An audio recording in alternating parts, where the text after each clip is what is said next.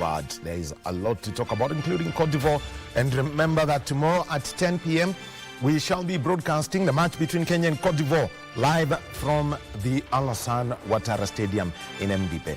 So it is a very important match for Cote d'Ivoire and for Gabon. They have got their sights on qualifying. What are they going to do against a side that, gave the Harambee Stars a lot of headache? We shall also be having a conversation, and this one will be about darts.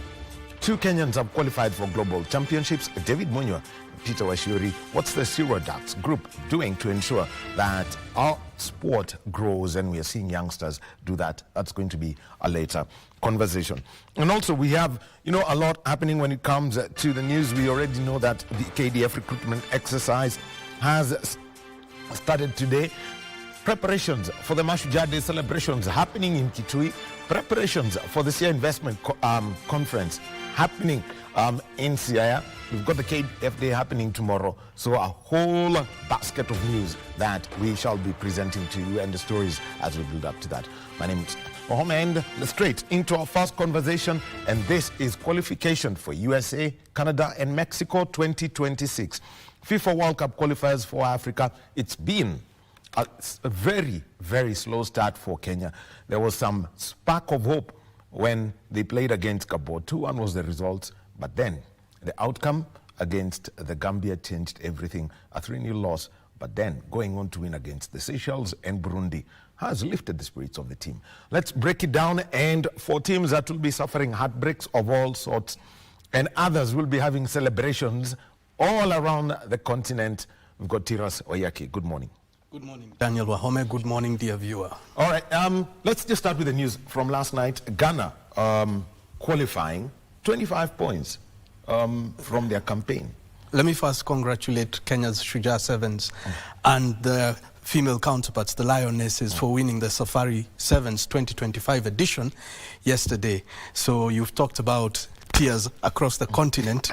We shared our footballing tears earlier, but at least we shed our tears of joy yesterday, thanks to our Sevens rugby heroes and heroines. Yes, Ghana, what a way to qualify. But I would have looked at this group initially and thought that in this particular group that had Ghana, Madagascar, a second, Mali, Comoros, Central Africa Republic, and Chad, I would have thought Mali would have qualified top of this group because they've been in recent years playing some very beautiful football that has yielded results. But it seems they're parting of ways with Eric Shell, who's now head coach of Nigeria, sort of destabilized the ship quite a bit. So Mali have finished that. Ghana have qualified. They haven't impressed me through these qualifiers. I think they've literally been carried solo by Jordan Ayew, who has had a sterling performance. He has been a defender, a midfielder, going back as a defensive midfielder, then coming back up again as a creative midfielder, as a striker, as a winger, as an assist provider, as a goal scorer. He's done pretty much everything. Fine, they may have scored a bag of goals in their last outing last week, but it was 1-0 at halftime, and they were leading by a paltry 1-0 against the Central Africa Republic. And then the bag of goals came in the second half. They struggled. You look at Semenyo, who plays for Bournemouth. You look at him with Bournemouth, sterling. But you look at him with Ghana, and you're like, is he the same chap? Kudus. Kudus. But to be fair, Kudus has not been impressive in the Premier League this season. Yes, I think he's having a bit of a dip. Semenyo is the one, really, I've got question marks about. They really must pull up their socks now that they're going to the World Cup. There's no mercy there. There's even if you take Jordan Ayew, he's really not going to carry the team over against the world's best players, is he? I don't think he will. And by the way, when you mention about, when he says there's not going to be any mercy there, the 2026 FIFA World Cup has got 48 teams. So think of this. They've decided to keep their matches still at around 64 or so. So what do? 16 groups of 3 teams each. That means you lose one game, that's the tournament for you. That's how crazy that tournament is going to be. Ghana, congratulations. Madagascar on 19 points. Now, Madagascar have been placed on a place where you've got second-placed teams. Now, remember, there was a memo released about teams withdrawing. But it is not in effect, because the country, Congo, who had been suspended and so gave away walkovers, meant that teams were withdrawing, and so there would be 5. So they tried to create it for fairness, such that you end up, if you have, they look only at up to 4 teams, but now that's it's not going to count at the end of it all. 19 points, is it enough to see them play in the playoffs in November? It might just. And if there's a team you'd wish to see in the playoffs, Madagascar. I know that is going to offend Kenyans because they beat us in Chan and eliminated us in the quarterfinal. But truth be spoken, Madagascar have been playing superb football, not just here in Chan, in the African Cup of Nations, and also in these qualifiers. I mean, for them to finish ahead of Mali, who are just a point behind them, it tells you a lot. Although their goal difference of 5 is not outstanding, but there's something in this team, and it deserves reward. Going to the playoffs is a lottery. It's so difficult because there'll be other teams that are just as good as you, just as hungry as you, and maybe even better than you. And it doesn't end here. If you win the Africa playoffs, then you go on to play the top team from a different zone. It's a long story, a long journey. But I'd sure wish for Madagascar, in the spirit of sportsmanship, that they make the cut. Well, so let's see how that pans out. Tuesday night is going to determine everything. And I mentioned at the start, Kenya versus Cote d'Ivoire on KBC Channel 1 and the radio stations tomorrow 10 p.m. So, Tiras, Kenya played against Burundi. Let's not even talk about Cote d'Ivoire because we know of what Cote d'Ivoire did to the Seychelles, 7 goals. But winning 1-0 against Burundi, and Benny McCarthy saying that his team were taken through hell. The pitch, the physicality and all of that, despite, going off, taking the 3 points. Your take on this Burundi side, first the Harambee Stars side that played on Thursday. If they play the way they did in the first half against Burundi away, then they are going to be beaten proper by Cote d'Ivoire, who'll have the 12th man behind them. And also it comes down to selection. McCarthy made the same mistake he made against the Gambia by leaving out the cream of the crop, the new boys in town, the Ogams and the Mushiris. And he brought them on in the second half. And you saw how things changed in the second half. Whereas in the first half, we barely had any possession. We were being outplayed by the Burundians. We were very lucky they didn't score. They weren't that clinical, to be honest. But in the second half, the tide changed when the Ogams came on, the Mushiris came on. The guys, the Kenyans, have been crying that should be fielded in the first 11. And it bore fruit. 7 minutes having come on, Ogam scored one of those spectacular goals of his where he receives the ball, turns to his left, and then shoots. The Burundian goalkeeper had no chance in hell. He just stood there and watched like the rest of us. So I think it will come down to selection. Please start with the Chan cream of the crop, Mr. McCarthy, if you're watching. And also, Harambee Stars really need to play. And I mean, the bag of excuses you've talked of about the pitch, come on. I mean, what sort of pitches do we grow up on here in Kenya? That pitch there in Bujumbura was Wembley by any standards. That should not be used as an excuse. And the physicality, don't have pitches in this country. We use the name Grau. And we've been playing away for lack of proper stadium. So, but the physicality, I mean, the injury to a fast injury, yes, a very high boot. Yes. But on came our first team, the first choice goalkeeper. And he saved the day, to be honest. There were some spectacular saves he made, although he wasn't that tested. The balls were mainly directly towards him. But he did save the day.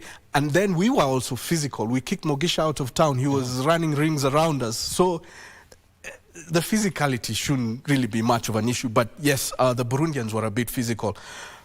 But we won, and now against Ivory Coast, they shouldn't walk over us and get it easy to the World Cup. We should turn out proper. A goal fest at Kasarani, Friday evening. 7 goals, Aubameyang with 4 goals, gets sent off. He's not going to be playing against Burundi tomorrow. But let's take a look at that big, that one moment? He was their Jordan Ayew. He was, although he wasn't running that much like Jordan Ayew does for Ghana, but he was the man of the moment, the absolute star boy. He couldn't stop scoring. And the thing about it is that this game deserved to be a draw because Gambia also put in a faithful account of themselves. They played so well. Despite trailing initially, they came back, equalized, and even led at some point before Auba stole the show. And I must say that in spite of the fact that it didn't end in a draw as it should have, Gabon are now going to make it very difficult for Cote d'Ivoire, which makes it all the more exciting for tomorrow's match, which thankfully is being aired on KBC Channel 1. Both teams find themselves in a situation whereby they must win. But in the event that, let's say, Cote d'Ivoire lose and Gabon draw, that puts them level on points. Yes. But there's a goal difference factor. And I think Cote d'Ivoire have a better goal difference than Ivory Coast. 22-11. 22-11. So if both teams draw tomorrow, Ivory Coast will still make their way to the FIFA 2026 World Cup express, direct ticket. And Gabon may just have to settle for runners-up playoff, best runners-up playoff. Now, the thing about that is that it minimizes their chances. So they must win tomorrow with or without Auba, no excuses.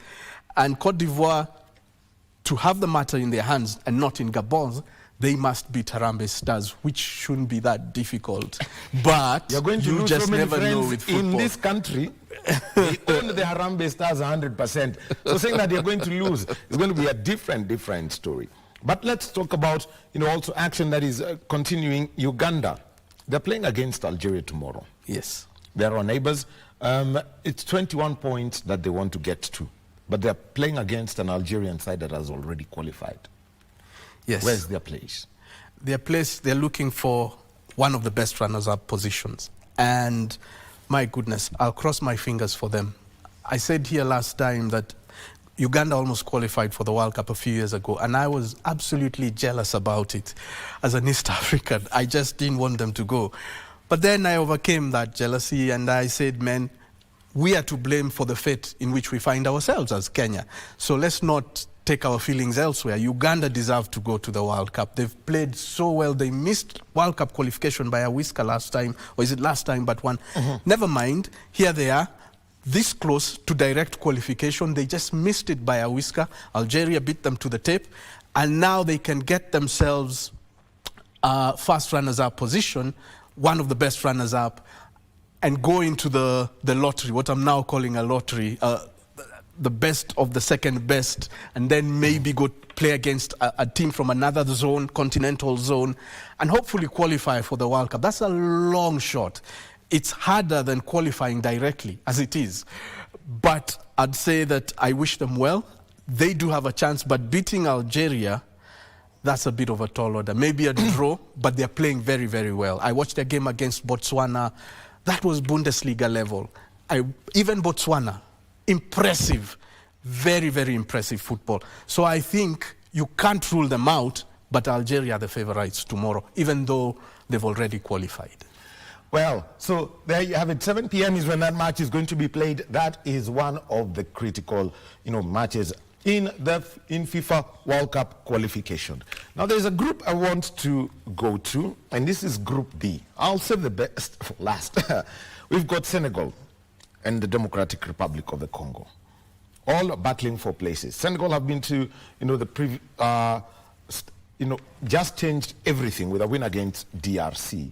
It was one of the biggest matches that you would come across. But now, let's take a look at the fixtures that are lined up for them. Senegal play against Mauritania tomorrow, and then you've got DR Congo playing against Sudan. This is to determine Group B. Which way? Senegal have the upper hand. They had a slow start to these qualifiers after they part ways with their long-term coach, former captain of the team as well. He played for Senegal, Aliou Cisse, who's now with Libya and doing quite well, actually.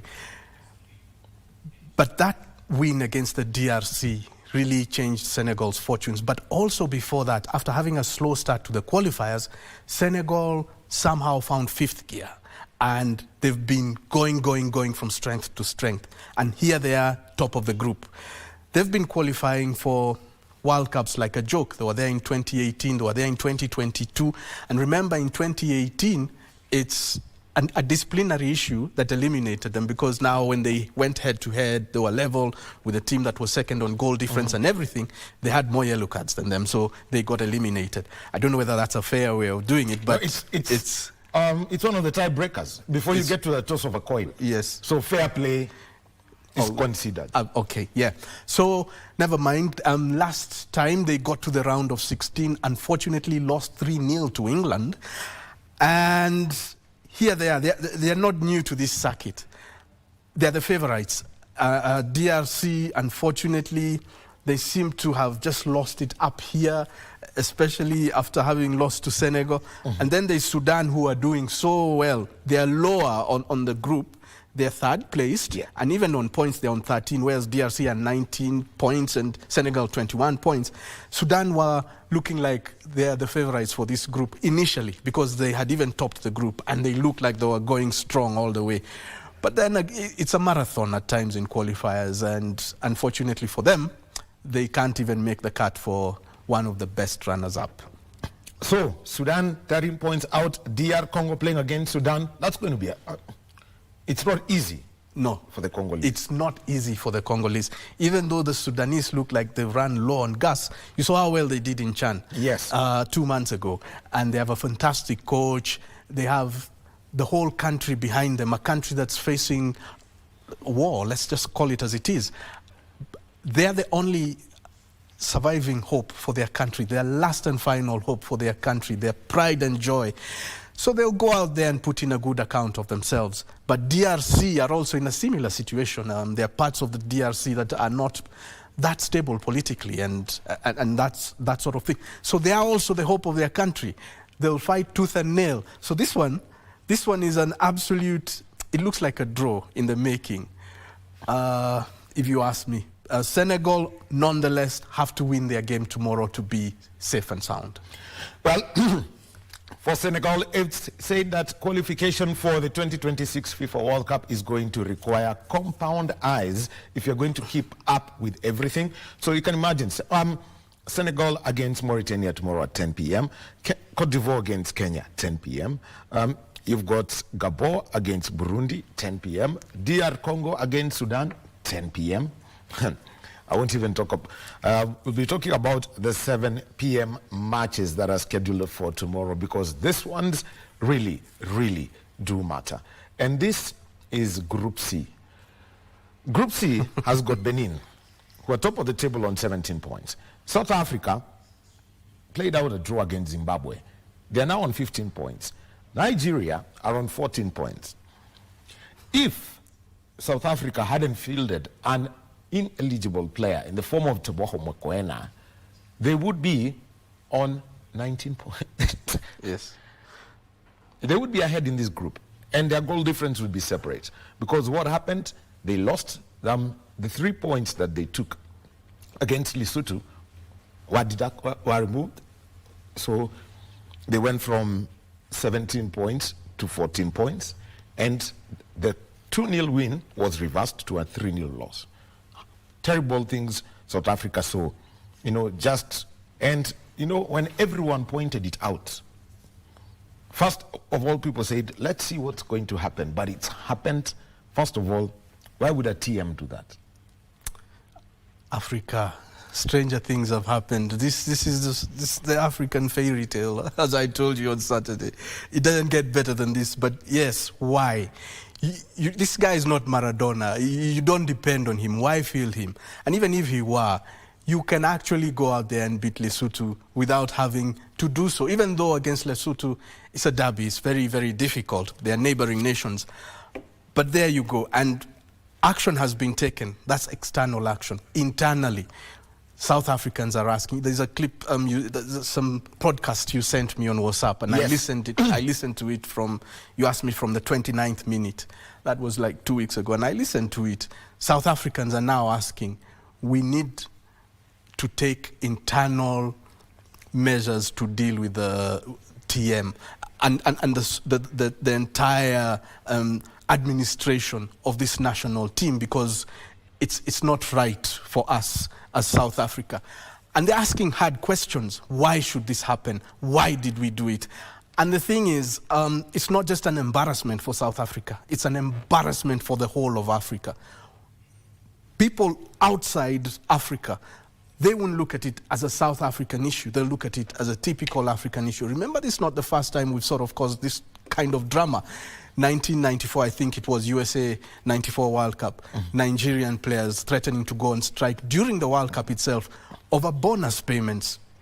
Togo World Cup 2006. Oh yeah, Cameroon 94 was also another chaotic side. Same issues. We've not been paid our bonuses. So it's an African story, and it seems to have no end. But this time, I think the South African football regime should take care of this once and for all. No, it said that the team manager is the one who can keep Safa alive or totally destroy Safa. Now that's another thing, and that's why apparently no action has been taken against him up until now. So these things, I think the plot just thickens the more you try to sort out things. Okay, football-wise, how it went down. Benin. Oh, yes. Their results. Benin. They took them to 17 points. Yes, they looked like they would settle for a draw. And then towards the tail end of the game, they scored that beautiful goal. Against Rwanda, yes. Against Rwanda, that threw the spanner to the works. Now, this group is just absolutely crazy. Benin, all they need to do tomorrow against Nigeria is get a draw. Or rather not lose at all, whichever way you look at it, because that will take them to 18 points. But then if South Africa score and more than 2 goals, and actually 3, and without conceding, and they'll tie with them on 18 points and have a better goal difference. So Benin also need to win. That's how complicated this group is. And then, of course, you've got Nigeria. Nigeria... Okay, wait, first of all, South Africa facing Rwanda. Now, they are on a goal difference of 3. Benin, 5. Yes. So, Benin, picking up that scenario, Benin draw, get to 18 points. South Africa win, they get to 18 points, but they must win 3-0 or its equivalent, which can be 5-2, 10-7, whatever it is. Yes, yes, yes. But that still wouldn't guarantee anything for South Africa. That's a problem. But that's not the only problem. South Africa's problem, I think, apart from the issue of having been docked points for fielding an ineligible player, they gave away that game last week. They weren't shrewd enough. They had absolute possession of that game. They played so well, tick. They had chances, tick, but they were not vicious enough in front of goal. And by that I mean, especially in the second half, towards the end, there were 2 golden chances, whereby shots on goal, in fact, one struck the post and came back into play. There was no South African player who had anticipated, what if that ball doesn't go in and it comes back for a rebound? Why don't I run forth and score in the event that that happens? No, 2 players just stood there, dead, just standing there. And the interesting thing is that there were no opposition players to clear it out. So that would have been a tap-in, a simple tap-in, and you're pretty much looking at the World Cup here face to face. Then there was a second chance in the dying minutes again. The ball comes off the goalkeeper after having been struck. No one there to just simply tap it in, just place it. They have themselves to blame. It got to a point whereby their coach just sunk in his seat, held his head in the hands, and that is the story of South Africa. That's Hugo Bruce. I saw that reaction. In fact, even his press conference was more somber.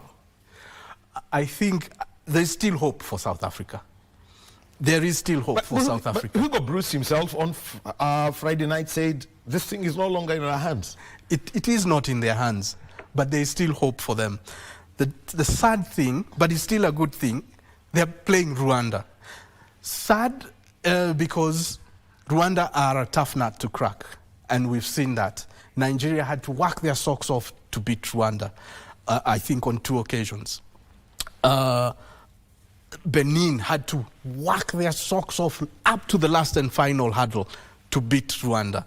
And so South Africa will struggle against Rwanda. But the icing on the cake is that it's better than playing Lesotho or Zimbabwe, because that's a derby. And it gets extremely hard when you have to play an opponent who knows you well and you have sibling rivalry. So that's like the silver lining of this. But yes, against Rwanda, South Africa will really have to struggle. And like we've said, they must score like 3-0 to be sure, to be absolutely sure. That is where the plot thickens. Okay, Nigeria. There's always the joke, for example, that when there was a 16-team Africa Cup of Nations, if you didn't qualify, then your country was in Group E, because there's A, B, C, D. Now, with a 16-group World Cup, we've decided to create Group S. You know, teams that haven't qualified. You can mention Zimbabwe, South Sudan, Mauritania, Kenya, as part of that group. But Nigeria not qualifying for another World Cup. And why? They had a slow start. 3 matches, and then they brought in Eric Shell. Of the 6 matches that he's had, he's won in 4. Just what went wrong with the Nigerian campaign before we look at what probabilities they have, because just looking at the numbers, it all looks bizarre. It's a long-running problem. You remember they won the Africa Cup of Nations in 2013. And then for the following Africa Cup of Nations, they didn't qualify. Imagine defending champions not qualifying for the Africa Cup of Nations. Giants of African football. And giants of African talent when it comes to football. I've said it before on this show. For me, Nigeria is the most gifted African nation when it comes to matters football. So there's the issue to do with their federation. And if you watch a podcast Sunday Olise features on, he's a former player for Nigeria, former captain of the team. Yes. And the former head coach of the team. He says he foresaw this problem. And as head coach, he just tried his best and then wiped his hands and walked away. So there's a long-running issue here. You've just mentioned it. They missed the World Cup last time. Sibling rivalry saw them out. Ghana beat them at home in the last qualifier. Now they're playing Benin. Sibling rivalry. A neighbor. Will history repeat itself on home soil? Benin, all they need is a draw. But how do you play for a draw? What's the best formula? Do you go all out? Do you sit back and defend and then wait for an opportune moment to counterattack? Or do you just defend the entire duration of 90 minutes? Doesn't that put you in a serious situation whereby you could give away a penalty? And in this day and age when you can't even tell what's a handball and what's not a handball, what does it actually constitute of? Benin is not a team that you'd want to be in their shoes, but they are the favorites in Group C to go to the World Cup. How surprising, because they are a tiny nation with no football pedigree, as it were, from a historical point of view. But here they are, and they could just go to the World Cup just by getting a draw. That's all they need. Nigeria, on the other hand, pressure is on them. They must win. And they've been struggling even to draw. It's so difficult for Nigeria because even if they win, it's not guaranteed that they'll qualify because, again, South Africa could win. That complicates it. Or South Africa, South Africa have a 5-goal difference aggregate.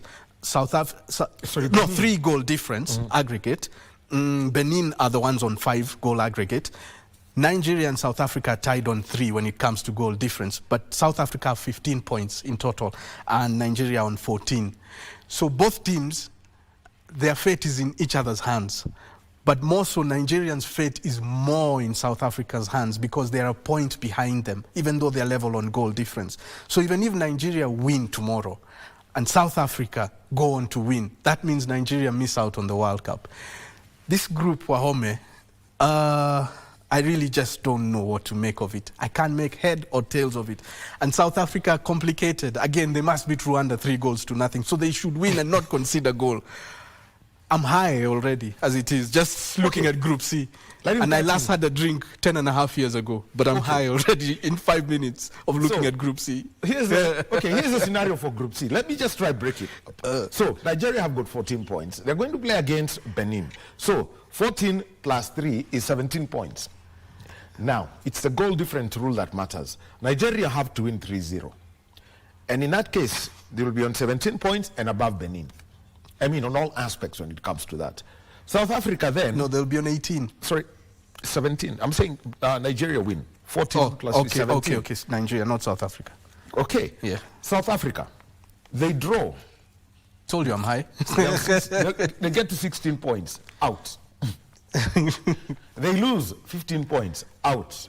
So there is only one way for Nigeria to qualify, is that they hammer Benin in Uyo and Rwanda restrict South Africa to a draw. That's the only way out for Nigeria.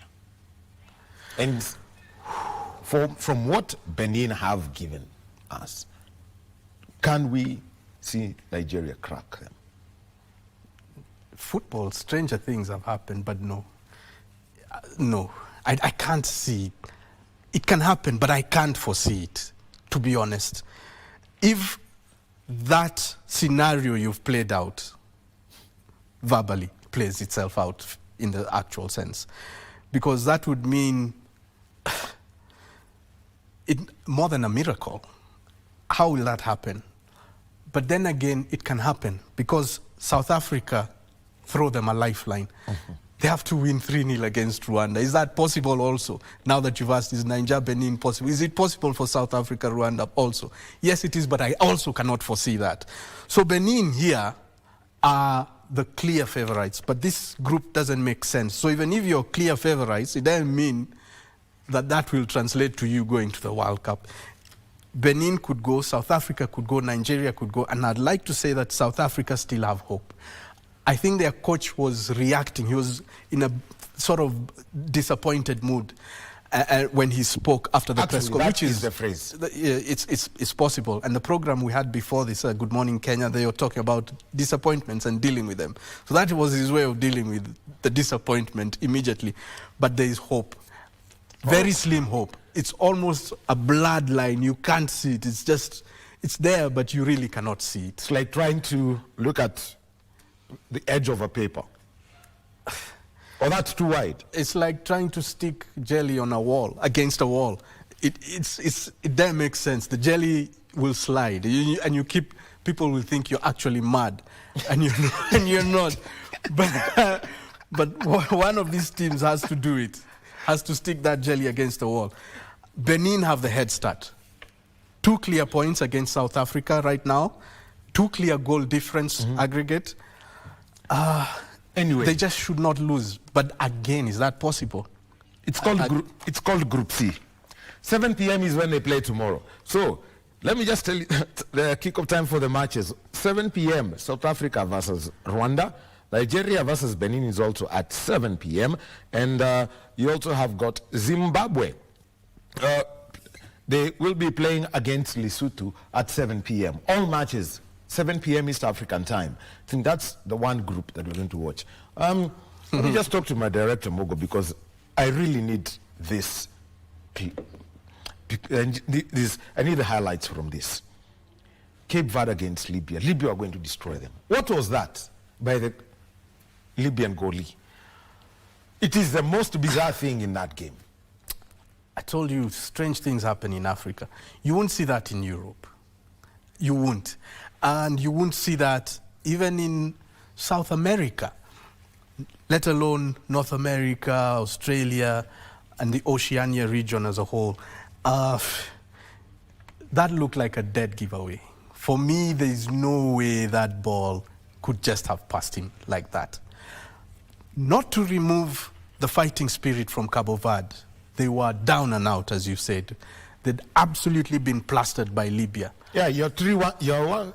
The scoreline reads 3-1. Yes. Ends 3-3 in the most bizarre circumstances. They fought their way back, minus that goal that looks dubious. Libya played so well. and you feel for them for not having won. And I don't know if their goalkeeper is still alive, then they're very peaceful people, because man, after all that sweat, blood and tears, and then a guy does that to you, you don't want to be in that changing room. Cabo Verde, this group is actually, for the last time I was here, last month, I think it was the 8th of September, I said, this is Cabo Verde's time. They've come a long way. We were in the same group with them as Kenya, qualifiers for the Africa Cup of Nations for 2004. We played them here in 2003, our last qualifier game. President Kibaki was in attendance. The crowd was absolutely wild. I think KBC Channel 1 aired that game live. I was a commentator. Oh, really? I still remember it. Wonderful. You know what the atmosphere was like. And we actually struggled to score. Fans were already throwing plastic bottles towards the area where the dugout where Jacob Gosmule, the head coach of Harambee Stars at the time, and his technical bench were, and they were telling him, bring in Oliech, bring in Oliech.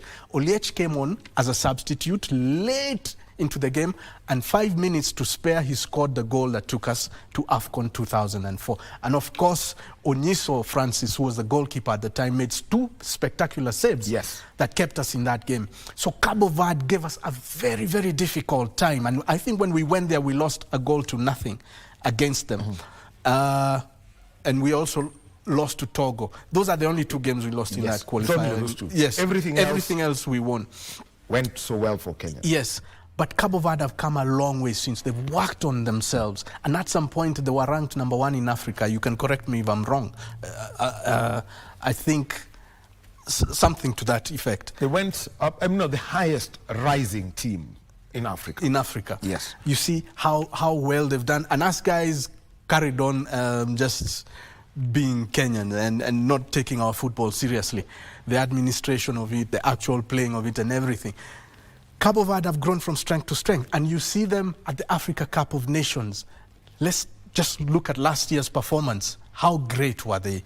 They got to the advanced stages at a time when big giants of African football had been eliminated. Egypt, Senegal, Morocco, all those teams were out, Kenya not qualifying. And now look at Cabo Verde. This time is their time to go to the World Cup, and I think they'll make the cut. They really, really deserve it, but they have to win tomorrow. Lucky to have got that point against Libya. Remember, Cameroon is hot on their trail. Cameroon also wants to go. I was also to come up to the story of Cameroon, but Cape Verde will be playing against Eswatini, and Cameroon will be playing against Angola. But at the moment, Angola on 11 points, nothing to pick, but Cameroon, they really need those 3 points, by whichever means. And they're playing against Angola. These are 2 sides, know each other quite well. Yes, and Angola have been very, very good in recent years. Remember, they made it to the World Cup and played in 2006, at a time when you'd not have imagined that possible. And they put on such a decent performance in that World Cup. Never mind the fact that they were coming from a nation that has had its fair share of political instability, social instability, economic instability, despite the fact that they're a very wealthy nation, oil-wise. So resource-wise, they're very good. But that instability, nonetheless, they've written a fairy tale in African football. They did very well at the Africa Cup of Nations last year. And it had to take finalists, Nigeria, to see them off from the tournament. So, and it was a narrow win. So it's not going to be easy for Cameroon. Cameroon sits second on this group, just beneath Cabo Verde. Cabo Verde are on 20 points, but 5-goal difference. Cameroon have a 12-goal difference. So really, they're doing very well on goal difference. It's the points that have let them down. Neck and neck between these 2 sides, but I'm giving it to Cabo Verde. Angola won't make it easy for Cameroon, but I think Cameroon may just about nick it towards the end. But Cabo Verde, it's yours. By the way, Cape Verde, for the numbers, they just have a population of 500,000. That is a secondary city. That is Kisumu city. And maybe guys are getting confused because I'm saying Cabo Verde and you're saying Cape Verde. Actually, Cabo Verde is the new Portuguese pronunciation. Yes. Just like every other country, they won't say Cote d'Ivoire, there is Eswatini now, Turkey. Yes. Czechia. And countries are coming up with names, left, right, center. Just like Cote d'Ivoire in French, they say Cote d'Ivoire, but in English we say Ivory Coast. Same country, just to get things straight and clear. Because we're losing anyone who's wondering, hey, what are those guys on about? All right, so here we are. That group, which way? So Cape Verde, could they make history? Tiras. I think I've already given it to them. They'll make history. My only question mark with them has been, do they have the stability? And that's what I asked last time. And we saw them lose that mental stamina against Libya. Because it's a mental thing. Everything else they have. But do they have the mental stamina? That's where most teams fall. That's the hurdle that brings down most underdogs. And they're the underdogs here. But if they have that mental stability, and they must have it tomorrow, then they're going to the World Cup and they're going to make history. Well, so there you have it. And I think that's, when you take a look at the groups that are there, that's where the final battle of the qualifiers is, as far as Africa is concerned. Because no, there's runners-up still, Wahome. Because, I mean, that's where the final battle for, Cameroon, Cabo Verde, automatic qualification. That's where there's mathematically one of any And sort. Mali, even though I think Madagascar will still make the cut, Mali can't be written off in Group I. Okay. Algeria, by the way, 22 points already qualified. But let's talk about Tunisia and the teams from North Africa. Oh, goodness. Egypt have qualified. If I go westward, everyone's asking, what can, Libya, can they qualify? Difficult. The math is not on their side. No. But maybe Tunisia, as Algeria, Morocco. Tunisia, Algeria, Morocco. Remember when I was here last time? I know I've said that like 5 times. Remember when I was here last time? I said North African teams, about 4 of them will make the cut. I mean, they've been absolutely brilliant in the qualifiers. And the following day, Tunisia qualified. And then Egypt qualified this time around last week. So Algeria have already qualified. That's 4 teams already, because Morocco had already qualified. They were the only African nation that had qualified by then, when I was last here. So that's 4 out of a possible 5. Libya will have to win tomorrow, hope Cameroon lose, and then Libya will have to score 10 goals, or 11 actually, because of their goal difference. I know nothing is impossible in football, but I'm saying that is impossible. Forget it. No, it would be bizarre. that is bizarre. I mean, we're not in the theater of the absurd. No. Well, we are Africa, but still, no. No. That is impossible. There's no way they're winning 11-0. Okay. So Libya are the only sort of team that has, in quote-unquote, let North Africa down. But they've done very, very well, given that they're not a footballing powerhouse in Africa. And they have a new coach who doesn't understand the culture. He had to sort of bring himself down to understanding so many things. But at least he speaks the language, French. Yes. Because he's from Senegal. But yes, 4 out of 5. Actually, more of Arabic, for the simple reason he's Muslim. I mean, the Libyans are Arabic speakers 100%. Yes, and they do speak a bit of French there. Italian. Yeah, and Italian as well. So there's those social issues, but he's done well for a newbie. I think in future they should keep this guy going forward. He might just do some good stuff for them. Yes, the Arab nations, they are our hope going into the World Cup. But then where the hurdle comes when they get to the World Cup is they usually play the Western game, which is open, running, football, creative. You have to come up with something new to sort of turn the tide against the Western nations, which is what Morocco did last time. They played technical, tight-knit, counter-attacking football, and it took them places. For the first time. There's a phrase you used on Saturday of the English service. What was it? Defensive, attacking. What was defensive something counter-attacking football? whatever, I can't even remember, but yeah. Okay. That's what Morocco did at the last World Cup, and it got them to, where did it get? The semi-final. The first time an African nation got that far. And I mean, you've got to give props to them for that. They realized the mistake that they'd been making. They were playing the Western game. You can't beat the Westerners in their own game. You've got really to sort of come up with something, a new paradigm shift that will tilt the balance and give you a fighting chance. So that's where the North African teams need to do their homework. For me, Egypt, though they've qualified, they're not impressive, and they've not impressed me over the last few years. The last Egyptian side that impressed me was the Egypt of 2010 Africa Cup of Nations. The one that failed to go to the World Cup, playing a playoff against Algeria in Khartoum. But won the Africa Cup of Nations for the third time straight, nonetheless. Other than that time, and I never thought I'd say this in my lifetime because I grew up on Egyptian football. They were absolutely brilliant. The first Africa Cup of Nations I think I watched was AFCON 1986, and they won that one. And during the contest, Egypt and Kenya, they beat Kenya All Africa Games final at Kasarani, 1-0. It was an extra time goal with, I think, 4 minutes to spare. Broke our hearts, and it just carried on this Egyptian myth of magnificence in football. The last 10, 15 years, I've not been impressed with them. They've really not put in a good account of themselves. Harambee Stars went to Egypt in 2019 for a qualifier, and we drew with them 1-1, and they came here and we drew with them 1-1. In fact, Mo Salah, the Egyptian star, the Egyptian king, went to the Harambee Stars changing room to congratulate them and to give them a few tips here and there. So, reportedly. So, Egypt have not impressed me. They're a bit like Ghana. They've qualified, but not impressive. I wish them well at the World Cup because they are representing Africa. And not just because of that, because they have a rich footballing history. I hope they can revive that and play well.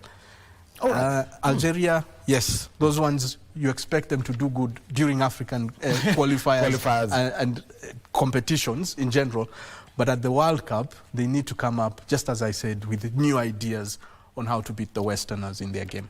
Well, talk about Algeria. They gave us a goalkeeper who was named Rais, and he really impressed at the 2014 FIFA World Cup in Brazil.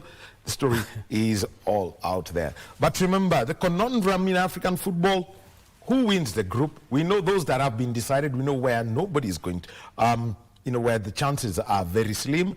But the top four, in November, they get into what would be, they will be drawn against each other, one off, and then they play against each other again. So while everyone else is doing friendlies and that, it's going to be different. So let's also now move away from the continent. England, European qualifying. Yes. First of all, let's think about Germany, who are looking for redemption of all sorts. Yes, and they've been looking for it after having a disappointing loss last month. And really, they've done well since. I think that was a wake-up call. And it's something that should sort of shake them a bit. It should tinker in their minds. They're not at full strength. They did well in the UEFA Nations League the last season. I actually thought they'd win it. They just did just about well. They're coming from a place whereby they relied so much on Joachim Löw, who won them the World Cup in 2014 as head coach. And because of that, and that alone, they kept him on the job, even when it was quite clear that they're struggling under him. What that does to a team is that it disorients the team. Remember when Arsenal kept Arsene Wenger for long, even when it was clear and obvious that his time had elapsed? When he left, Arsenal took a long time before they found their footing, and they've had to begin from winning the FA Cup and coming close to winning the English Premier League, and now they look like the full package. That's what happens when you take too long with a coach. And it's pretty obvious that he's not the business anymore. Sweden made that same mistake with their coach who took them to the World Cup quarterfinal in 2018. And they won the Nations League Group B League 2 that very year. giving them promotion to the top of the Nations League. Now, they kept that guy when it was pretty obvious his time was up, and they kept him and kept him. Now Sweden look like they're not going to the World Cup at all. After they got rid of him and brought in, now they have Jon Dahl Tomasson, you know him, the former Danish international, brilliant player in his day. They're struggling, and it's one loss after the other. They look like they're not going to the World Cup. That's what happens when you keep a head coach for long. So I think that's where Germany are trying to come back from. It's going to take them a while. Hopefully Nagelsmann can do it as quick as possible. I think they'll qualify to the World Cup nonetheless, but they wouldn't be there as favorites. Although there's a saying in football, you never write off the Germans. Right, let's also talk about the Belgians. They have given us some great football for the last 3 editions of the FIFA World Cup. But the question is, the current crop at the moment, they're second behind North Macedonia. The Belgians. Belgium. So, with a game in hand, I think they're playing against Wales. Yes, Belgium, they're like the new Germans. You can't write them off. They've been doing so well in that circuit. I think the first time they made a mark at the World Cup was in 1986, Mexico tournament, when they got to the semi-final. And it took the best player on the planet, Diego Armando Maradona, to stop them. 2 goals from him, Argentina won 2-0. And they've been writing a beautiful story ever since, Belgium. And it's been more beautiful in the last 15 years. I can't rule them out. I think they'll make the World Cup. They'll have to work their socks off. It's a bit of a struggle. They have this sort of start and stop issue with them. They play well one game, and you're thinking they're back in the business. Lukaku has scored a goal or 2, and then they go down. They disappoint you. The squad is also aging. They're relying on guys who did so well in previous World Cups, and I think the clock has ticked towards not their favor, but towards, rather against them, to put it simply. That's where the problem is, if you ask me, for Belgium. That's why they're not consistent enough, the age factor. And it's quite an issue in football. So that's the only undoing I can think of. But I think they'll still make the cut. North Macedonia have come a long way. Remember, these are guys who were always being placed in groups when it comes to qualifiers with teams like England, and England would beat them. It would be like 3-0 by halftime. I think they're a Cabo Verde of sorts. They're now staking a claim and saying this is their time. But it's still early days in European qualifiers. Remember, their qualifiers just only began, and they're running up until next year. So whereas it's a wrap for Africa zone qualifiers tomorrow, and then the runners-up, best 4 runners-up can go on and sort out their stuff. But officially the main qualifiers for Africa over tomorrow, and then what else? South America, theirs are done and dusted. So Europe, because of the Nations League that they had to sort out, they've been slow on their World Cup qualifiers for next year. But Belgium still have time. And England look like early qualifiers. I think one more win and they're... Italy, as we wind up. Italy, brilliant stuff. They've missed out on the last 2 World Cups. That's 2018 and 2022. In 2018, they missed out for their first World Cup in 60 years. Since 1958, man, these guys had always been at a World Cup. We grew up watching Italy at a World Cup, playing so well. This time around, I think they mean the business. Gennaro Gattuso, you remember him, former AC Milan man, passionate, and the players definitely fear him. He's hot-tempered. They'll definitely want to qualify with Gattuso in charge. All right. So there you've had it. It's a story of the World Cup qualifiers. So, look out for that. It's happening. And remember, tomorrow at 10 p.m. East African time. Actually, just call it 9:45, because that's when we'll take the signal. Cote d'Ivoire playing against Kenya. It's the final round of matches in the group phase of the FIFA World Cup qualifiers right here on your true sports partner, KBC Channel 1. We'll be taking a break now, and when we come back, we'll be talking to 2 Kenyans who've qualified for global competitions. We'll identify them and also tell you which sport it is. Thank you. And Tiras, thank you for being with us. Let's take a break. Our sign language interpreter this hour has been Lucy Mwaura.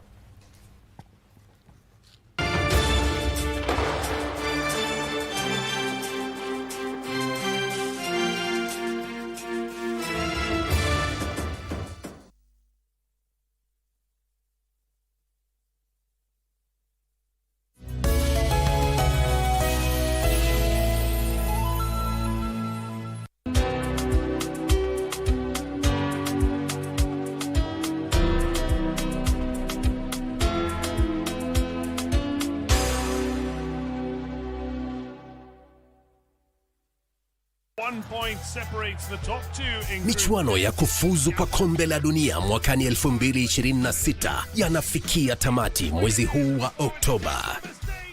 Je, vijana wa Cote d'Ivoire watawezana na Harambee Stars? Usingoje kuambiwa.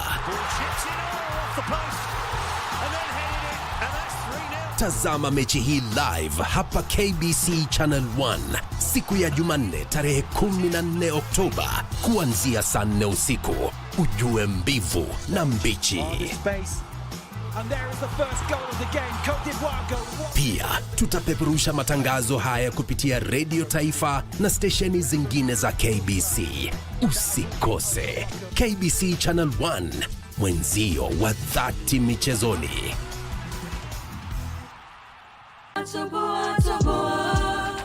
Daddy, umekasirisha ma. Ni mimi mlikuwa mnaongelelea?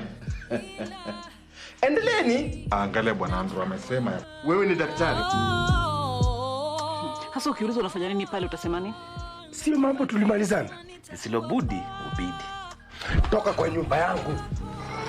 Ni nini shida yao Gen Z? Mimi sitakujua penye pesa itatoka. Usimfuate mke wangu tafadhali. Nani ako hapo?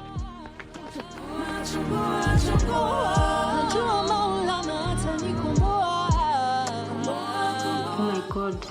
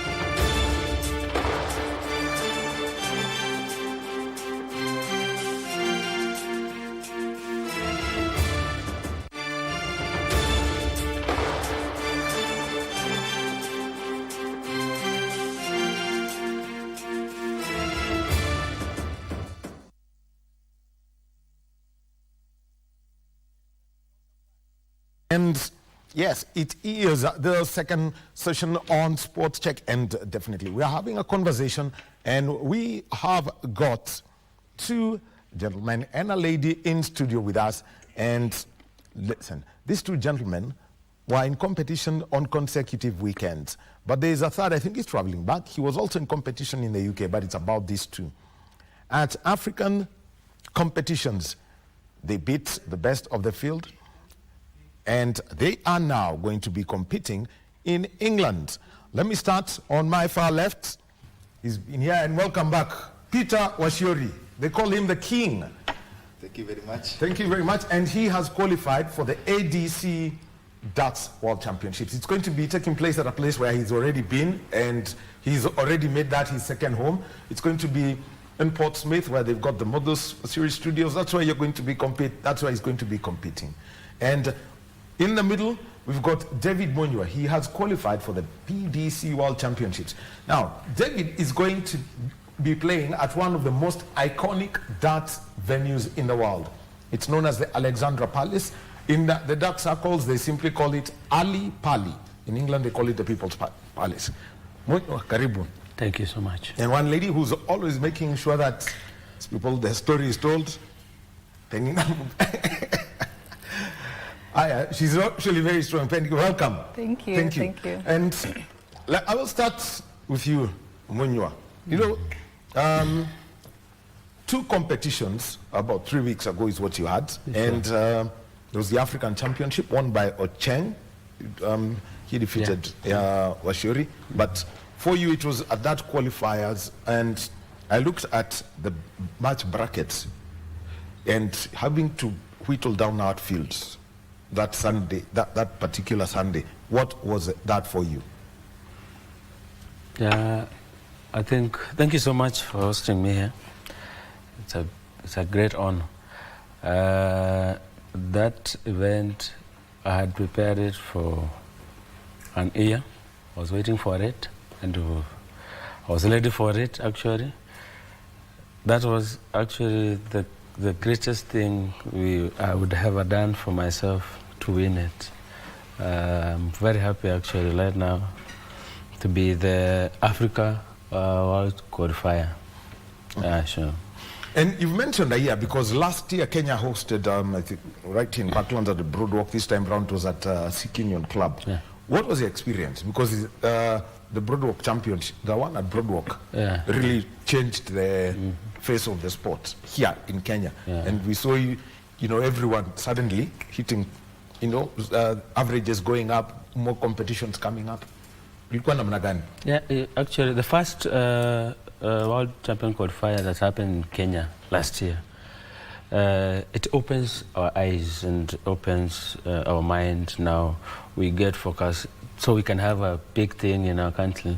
So everybody now, actually this time, most of players were ready to compete because they know as much as we are doing practice and we're engaging ourselves in that, there's something we are competing about. So the experience was amazing. We found, actually, Ashuri did a great thing to be in finals with Karelson, and he did quite well. And everybody was like, so it's possible, so we can do this stuff. We get back to boat. Most of us who were there, we get back to our practice, and now we were ready, most of us were ready to this one. Yeah. Okay. Washuri tuje kwako. First of all, hapa Ocheng, hiyo siku ya that Saturday, if the final with Ocheng for him to take the Africa Open, let's talk about that first. Asante sana kwa hii nafasi mmenipea kuwa hapa. Na hiyo mchezo ilikuwa kama mchezo zingine tu za kawaida. Ila hali kila mtu alikuwa amejituma kabisa kwa nguvu zake zote. Sababu kila mtu pia alikuwa anataka hiyo nafasi ya kufika pale. Na siwezi sema ni mimi mzuri zaidi. Sababu pia yote alikuwa ameregister ile game, alikuwa na tumaini pia yeye ni mzuri. Sasa ndio maana tulipishana hapo, lakini akawa ni mzuri kwangu. Sawa, akakushinda siku ya pili, Jumapili haikukwenda vizuri hiyo siku. Siku ya Jumapili yenyewe nilijaribu kufika pale ile wakati nafaa, lakini kwa kweli siku huanga hazifanani. Na niliweza kubwagwa na mwenzangu pia hapa Mkenya tu bado. Lakini saa zile nilibwagwa na Mkenya mwenzangu. Wale watu wenye tulikuwa tunaangalia sana sana ni wa South Africa. Walikuwa wanasema hii shot tushaenda nayo. Lakini pia nilikuwa najua nyuma yangu kuna vigogo pia. Watafanya na watashikilia hiyo nafasi vizuri.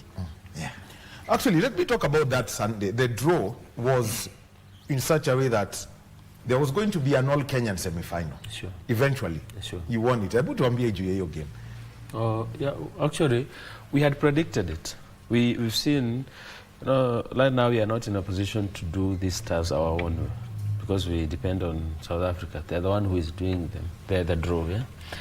So we had to be ready. Whoever gets the position to get to the final will be good enough to compete with the opponent.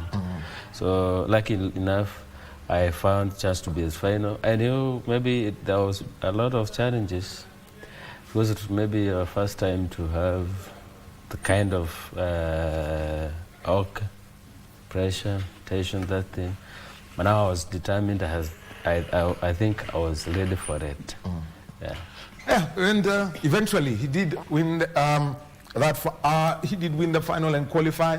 Now that you know you've qualified for the World PDC, kumbuka there is professional darts and amateur darts. Penny, what is this? Because you're okay now. And how open is the sport such that you can be playing pro here and amateur on this side? Well, amateur is still a good platform, considering even the prize money. And it's still good exposure. It might be amateur, but it's still a major tournament. But of course, PDC is where everyone is. Okay, just hold on. Just hold for a minute. Penina will be coming back to that about the PDC and ADC. But now let's move over to Kitui. It's 1 week to the Mashujaa Day celebrations that are there. And Energy Principal Secretary Alex Wachira is speaking on last mile connectivity in Kitui. Let's pick that up.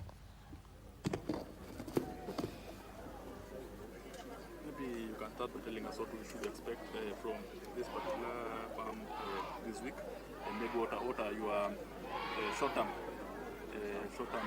plans in terms of connecting more households to the power grid. Thank you very much. This week we are having the Energy Week. We are very excited as the Ministry of Energy together with the SAGAs. The Rural Electrification and Renewable Energy Corporation is a corporation that is mandated to accelerate rural electrification in all the 290 constituencies. So what you are seeing that is happening in this county, it is the same thing that we have replicated in the 290 constituencies, including the constituencies that are far away from the grid. We have solutions that are off-grid solutions so that we make sure that every Kenyan has gotten electricity. Specifically this week, we are excited that we are in the county of Kitui. We are going to be launching several projects, last mile projects in all our constituencies. And I want to assure the residents of Kitui that we are in all the 8 constituencies, and we have, like you have heard, invested about 2.3 billion for purposes of ensuring that every Kenyan in this county gets electricity. So this week we shall be having very many programs within the communities because it is important that we bring electricity to this region for purposes of ensuring the socio-economic transformation for our communities. We have seen the transformation that electricity brings to our communities. Small businesses are sprouting. Our students are improving because they are having longer study hours. Our medical institutions can now work 24 hours. We have businesses that are operating 24 hours because we also have installations that we have done, like the high masts in markets, to ensure that even the businesses benefit from this transformation that we are seeing today. There's a payment matrix that maybe you have started where the county pays and then the CPFs and Eric. So how does it work and how many counties are on board? We have a program we call the Matching Fund Program. And this Matching Fund Program is a program that is a shilling for a shilling, where when you give us a shilling, we give you a shilling. So we are able to do more projects. This matching fund is a project that we are collaborating with all the counties and NCDF. So far, we have been able to collaborate with about 22 counties. We are looking to ensure that we sign MOUs with all the counties so that we can be able to bring more electricity to all our counties. The purpose for this program is to ensure that we augment exchequer funding and, more importantly, that we accelerate rural electrification. Since it started, we have been able to raise over 4 billion shillings, and we know that by the time we are finishing with the 41 counties, we'll have done more. We have also been able to work with almost 32 constituencies, and we are urging all the constituencies and all the counties that have not joined this program to please join this program, because together we can do more. How much do you need for that particular project? The funding, the matching fund project, like I said, it depends on how many people come to us, so we match what people bring. It is a project that it does not have a limit. The more, the better, and the merrier. Yes. Thank you. Thank you. Thanks.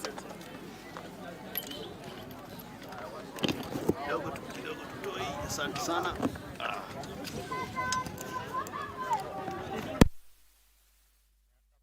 Rerak MD, who was speaking. And remember, it's Energy Week, and this is happening with a focus, all around the country, but it starts in Kitui County. Kitui are going to be hosting the Mashujaa Day. So we've got our team out there. They're going to be doing all that work and giving us the build-up and the preparations for that event.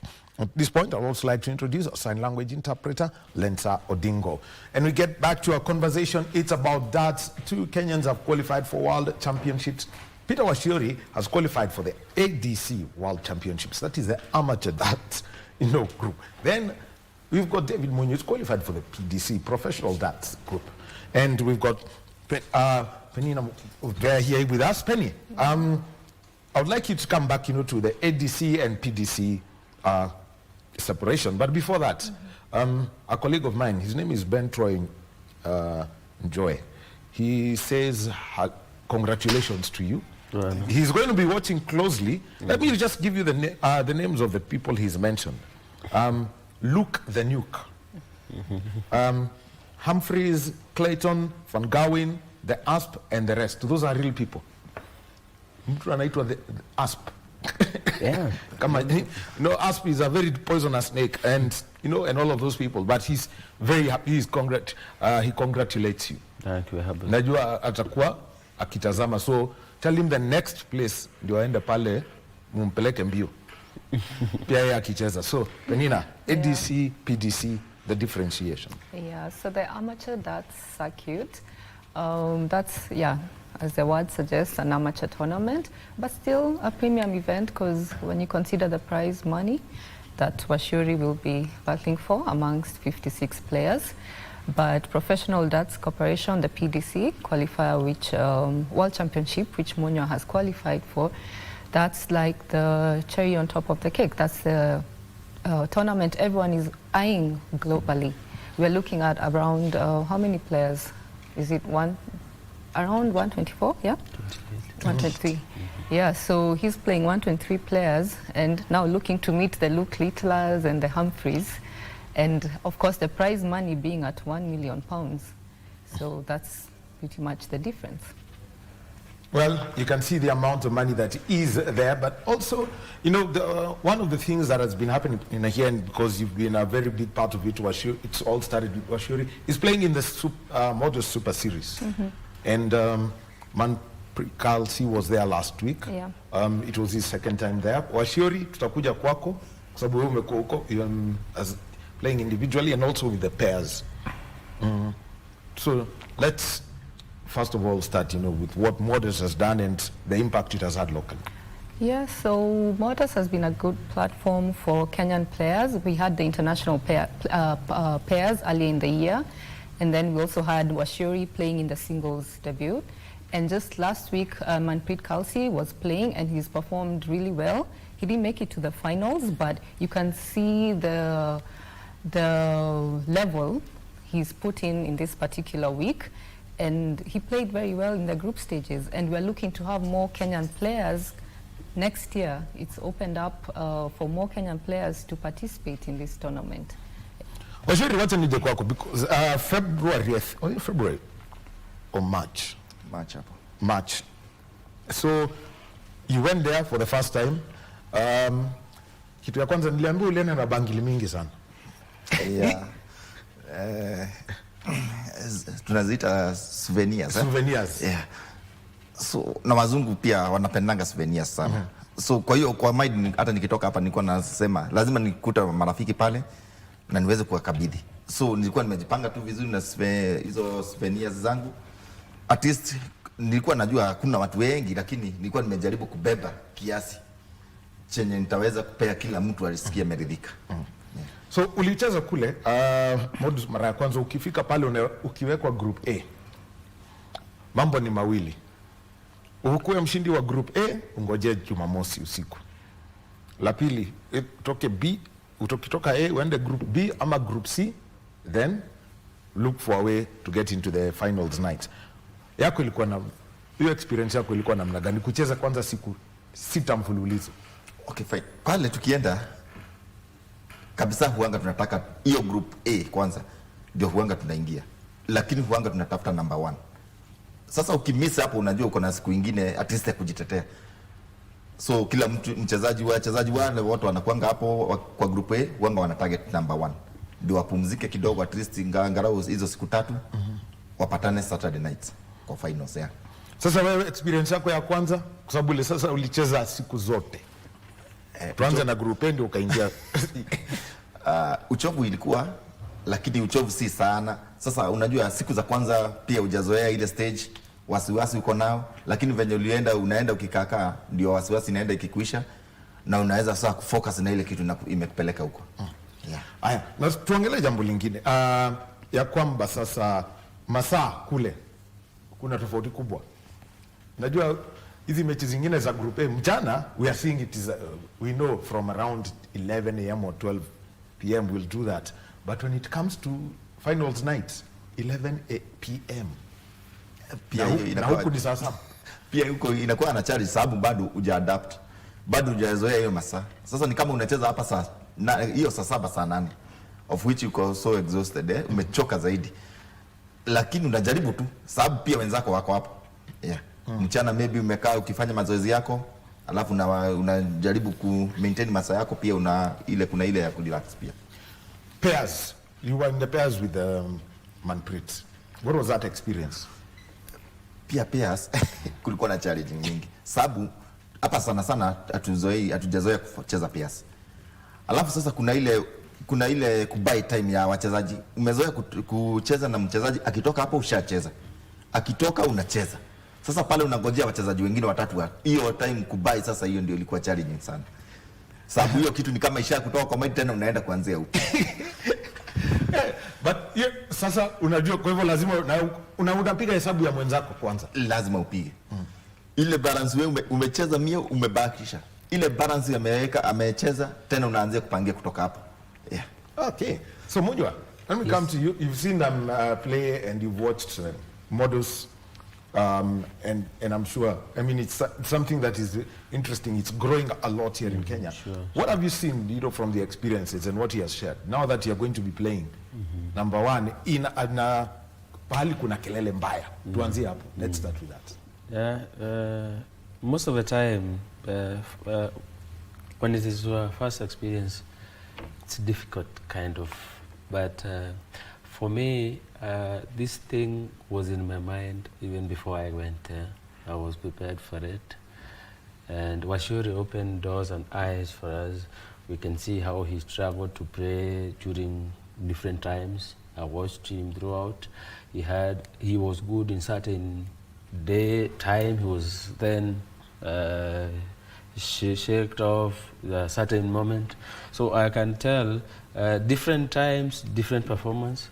So you can be ready. If you need to relax, you need to get time to maybe rest, because time differs, and also places. In early party, the noises, people are a lot, the atmosphere is different from even models. So I think from models' experience, I've learned that things might change, different times. So I'm ready. I'm ready for anything, any day. You want to start training at 2 a.m. Now, like now, what we even do it here right now at 2 we are in board. Right now, not even before we won the Africa World Qualifier. We used to practice at 2. There are people who does it. We have a group where at 2 there are people who are on board. And the good thing right now, everybody can watch it, is online. So we are doing it now, any day, even any time we can be on board. You fit for that. Penny, let me now talk about what the last 1 year has been for just give us the full experience for the local circuit. I know there was an event. I mean, you've been going around the country. Nakuru said at a seat nataka, we want one. Yeah. You started here. Kisumu said they want one. Eldoret want one. What's the whole change of scene now? Yeah, so everything changed ever since the qualifier last year. And we saw there's a big gap in especially the professional side of darts in Kenya. So we've been just working tirelessly to ensure that we're in most counties. We're in Nakuru, we went to Nanyuki, we're looking to go to Mombasa. So we've been doing a lot of events from the match plays, which builds up to the Nairobi Darts Masters in December, where we'll see players from all over the country, a few international players coming in. So it's just organizing tournaments, preparing players to just, play as many tournaments as they can, get used to playing in different environments. So up to this point, where actually this weekend we're in Nakuru for one of the safari tours. So, and most of the players will be joining for that as we prepare for the December. Two things I want you to do. Now, we're going to start with this weekend and explain. Just tell us about that safari tour, how it works, and how people can get in. Yeah. Okay, so the safari tour is part of the match play. So we have 5 in a year. So this is the 4th one. And it's just a registration for players, 64 players for the tournament. So we have our links on Sirwa pages. We have Instagram, Facebook. You can reach us via WhatsApp as well. You just register as a player and you can participate. So this one accumulates, it's an order of merit tournament. So you accumulate points, which are then going to be tallied up for the December event, which automatically qualifies you to play at the Nairobi Darts Masters. Okay. Yeah. So this one event, Nakuru is number what on the series? It's number 4. Number 4. Yeah. So there is only one more. After Nakuru? It's the Nairobi Darts Masters. Nairobi Darts. So the point scoring system, just explain to people so that they do understand, so that they don't see it, basically come your football perspective. Yeah. So it's just ukishinda your number 1, unapewa 40 points. So you accumulate from top up to 32. Yeah, so depending on your position, you'll accumulate 40 points in each tournament. Yeah. Very, very well. And you've mentioned something called a match play. Describe that format. Okay, so match play is a 64-player tournament. So we have match play 1 up to 5. So in each match play, we have 64 players, 8 categories. So this happens every 2 months. And then the tours are part of the match play. It's just that we call them tours because they're outside of Nairobi, but it's the match play safari tour. So this time we're going to Nakuru. We're looking at next year going back to Nanyuki, and we're in conversation to go to Mombasa. Yeah. All right. So very well. So and it's all knockouts. Yeah, it's that's all from 64, 32, 16. No, it starts from group stage. Day 1 is group stage. Then the second day is knockout. Knockout. Yeah. Now, this is competition. David, no, sorry. David, I mean, for each of you, the local, how have you seen it change? Because, by the way, we also have got classification for players. Mimi najua nitaanza pale chini. But for them, they're somewhere else at the top. Yeah. How have you seen this change and people get, classified? By that is it's a special game, actually. So the more you involve yourself into it, the more you get better. And with the system like the one match play has, of having group stage where you interact, you have different players, they challenge you, and then you have an opportunity to play with another one. The first day, so you involve yourself in many games. This one improved performance of our Kenyan players, and now within a period of 1 year, it's not the same. Things has changed, the performance has changed. We have good players in Kenya, and you can't even predict who is going to win, even in the on weekends game. So we have good players in Kenya. So I think it has now brought us together, and it has increased our averages and performance. Yeah. Washuri, msururu wa Kenya, hebu tueleze ulivyo kwa sasa, kwa sababu najua kwa miaka 2 umeangalia watu wanavyocheza. Kwa kweli mchezo wa darts imeamka sana, na kuna wale tu watu wamesportiwa. I think niko mmoja wao. Munywa pia sasa ako spotted sana. Kila mchezaji, hata yeyote mwenye anataka kuingia darts leo, anajitahidi sana kwanza apige Munywa, sasa ndio aweze kuingia vizuri. So pia ilikuwa mpango ya Kaimenyi kabisa. Kila mchezaji sasa, okay fine, Kaimenyi pia ni mchezaji mzuri. Yeah, he is a part of a good player. na pia kuna wengine kuna kina Madume huko, kuna Wajie, Peter Wajie, kina Gaidho, kuna wachezaji wengi sana. Actually hata wako zaidi ya 20 ama kitu kama hicho. Na wakiwekwa pamoja hata unaweza shangaa sana. Mwenye una predict si yeye, unakuta ule mwenye muoni ndio anashinda. They are good players na wanazidi bado kufanya mazoezi ndio kuinua pia mchezo wao. Jambo lingine, I think Pendu, the first time, and each one of you've come with your set of like, so the one thing is interesting about Kenya and darts. Kenya, if you go anywhere in the world and you look for a dartboard, it's made in Kenya. So I know there is that challenge. Unajua wakati uliambiwa kwa Washori, kiambiwa ile dartboard imetoka kwenu. How does it now change the way you want to communicate to people? Wajua ya kwamba sio mchezo kweli unafaa kuwa hapa nyumbani. Kweli darts inatengenezwa hapa kwetu. Lakini hapa kwetu hatuitumii venye inafaa. Huko nje ndio inatumiwa zaidi. Sababu each and every day I think kama Winmau huanga wanatengeneza like either 3000 boards na zote karibu zote za kuexport. So kumaanisha hapa bado tuko chini, hatujachukua hiyo mchezo vizuri.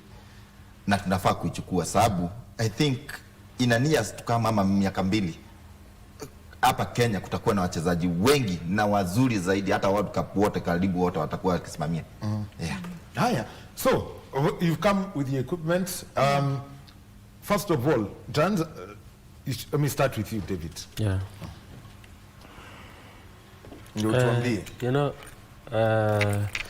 this depends with one. You should understand your level, your position. Are you new player? Have you ever played that? So you need to understand where do you start, because it varies. You have different weight, and also so if you are a new player, you need to first of all know which is the light dart for you, which is the light arrow for you. It has different aspects. What work you do, how often do you do practice? Like for instance, for me, I started with 24. Then I went to 20, I went to 16, then go back to 20. It depends with how often do you play, how, what game do you want to involve yourself in. If it's more games, then you need to be fit. If it's just for practice, you need to first of all learn how to do it. The medium dart, 24 can be a good dart, 24, 26 to start with. But if you get to professionalism, then you need to have a dart that you can sustain the performance from the beginning to the end. Sure. Because you are the final here was meant to be, it was 15. Yeah, best of 15. Yeah. Out of 15. Yeah. So you've got to take 8. Yeah, you have to take 8. Now, and here you are. How have you seen that? And also, because you have to keep moving your arm, sure. How you do it, and to ensure that maybe injuries are off and things like that. I think it's like any other game. You need to do practice. You need to be, also to involve mental. You need to be aware of your, you know that is also a very difficult game. It's a mind game, it's a physical game. Also, you need to check on your diet, timing, how many games have you played to be in final? So how well are you, to get to the final?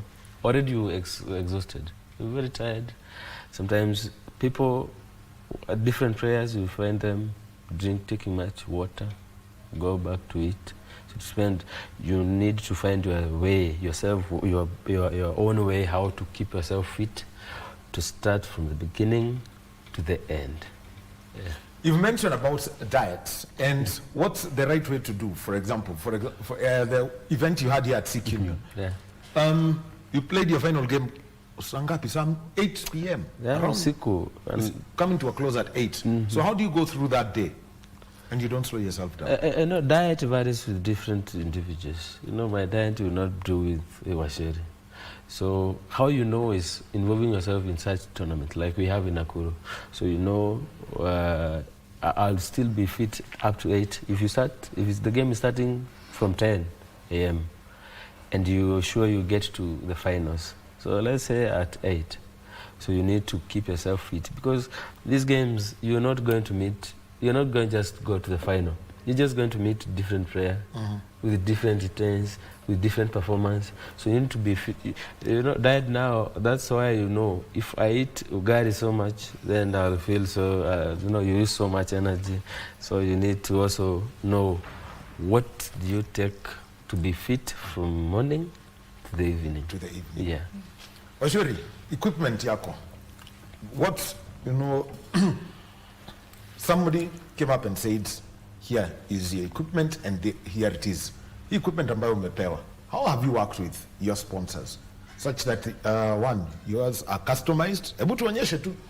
Kwa sababu ziko na rangi ya bendera. Ziko na rangi ya bendera hapa. Ni ya kutoka kwa dhamini wangu Winmau. Idati nzuri sana. Hii dat ni 22 grams lakini mimi saa zingine kuanga naongezea ipini. Sasa hii exactly ni 22. Though kuna ingine natumianga saa zingine maybe iko na pin mrefu hapa kidogo kuliko zingine za kawaida. Depending na throw yako mahali unataka iende, vino unashika una hold dat yako hivyo hivyo. Haya. Hebu tuelezee kwa urefu wa pin na na ukitumia for example hizo unaweza tuonyesha na moja ya munywa. Tofauti ya hizo pin. Actually ukiangalia pia hapa tofauti ya munywa. Hizi ndizo tunamaanisha pins. Yes. Balance ni kama the same lakini pins tofauti. Ukiangalia tu hapa vizuri utaona tu kweli, unaona kama kuna half inch bado. Yes. Na sasa hii ni fupi pia. Kuna ingine pia iko na karibu 1 inch mbele. Yeah. So kwangu mimi inaweza nilemea kidogo. Sababu mimi kuanga napima na hii pin. Yeah.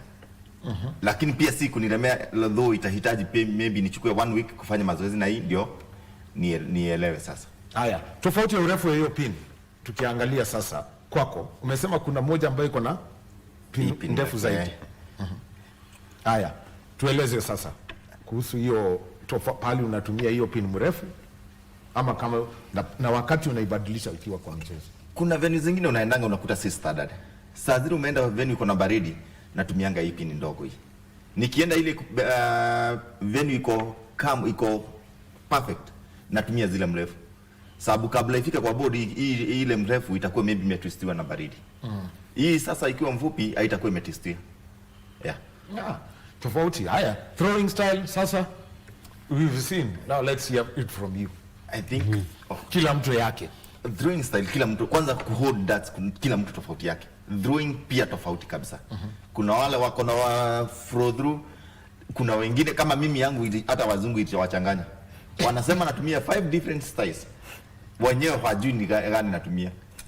Wani unawachanganya? I just throw my dart. Mimi nashangaa wanasema ati niko na style 5 of which mimi najua ni moja tu. Okay, hiyo yako moja basi. Tuonyeshe kushika. You just hold that like this. Lakini saa zile mimi nikirudisha hivi wanasemanga bado na twist. Kuna wengine wakishika hivi wanarudisha hivi wakirusha.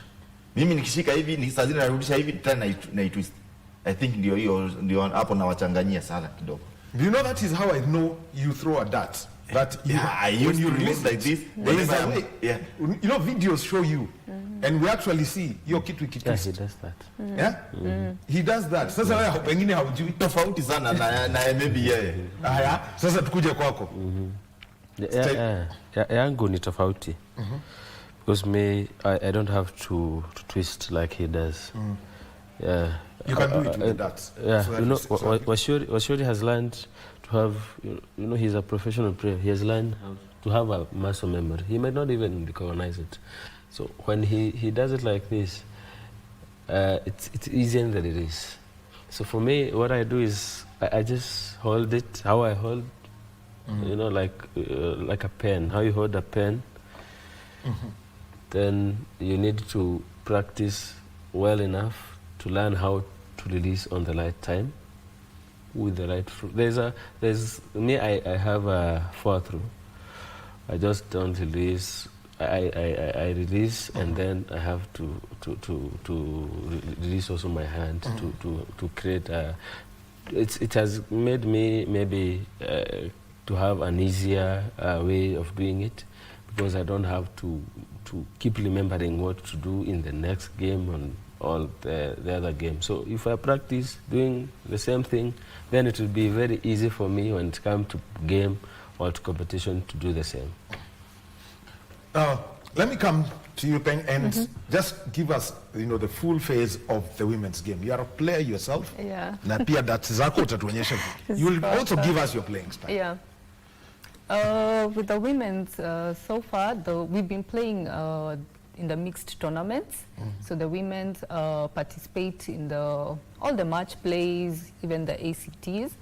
So, but we usually have a women category. So they'll play in the mixed game and also play a separate women's tournament.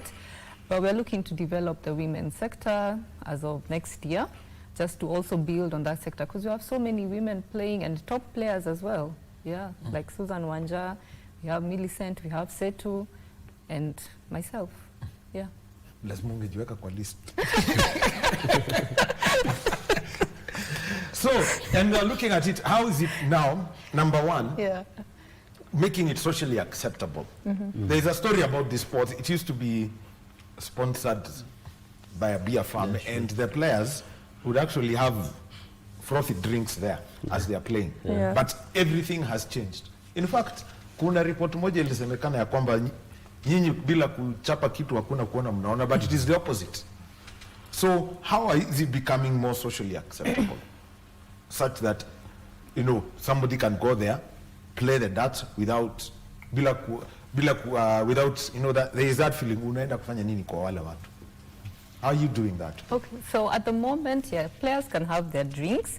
And, as people can see, we've moved away from just being at the pub and playing darts for fun.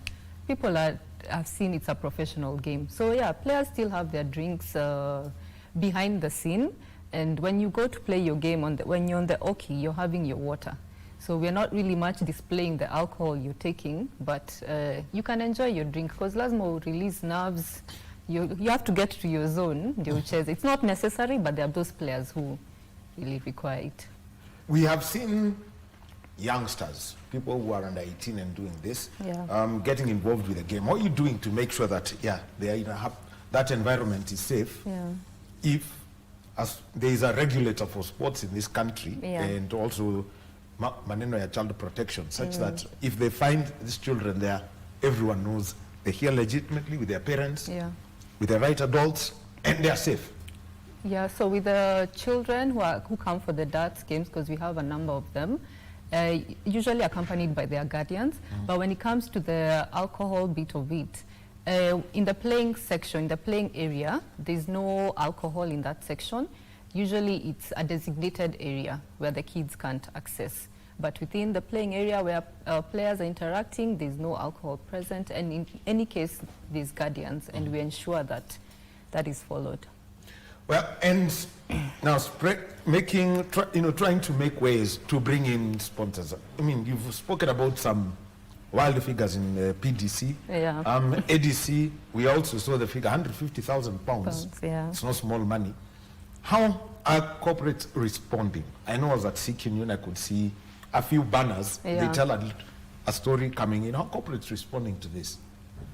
There's interest out there, especially now that they're seeing that, okay, like darts is back, and it's people are going places. And we've been talking to a couple of brands who are very keen, and we are hoping that they'll come on board for the Nairobi Darts Masters, because that's going to be the biggest tournament in Africa in terms of prize pot. And we're still keeping the conversation, and we're still asking more corporates to support darts as a sport, because the players need the support. And even the clubs that are organizing these events, we need the support. And it's a good platform for brands, because you can sponsor a player as an individual, you can sponsor the club. There's many routes for the brands to come in. Now let me come to the Nairobi Masters. It's going to be the culminating of this safari. Having watched how you do this, and having, I know, slowly now to even get involved with live broadcast eventually on online platforms, how are you able, for example, secure a venue? Because people may not know this. but actually that can actually take up space and a lot. How are you doing to manage this? Yeah, so far we've been having our events at Broadwalk, which is a very big space because it can accommodate up to even 800 people, including players and fans.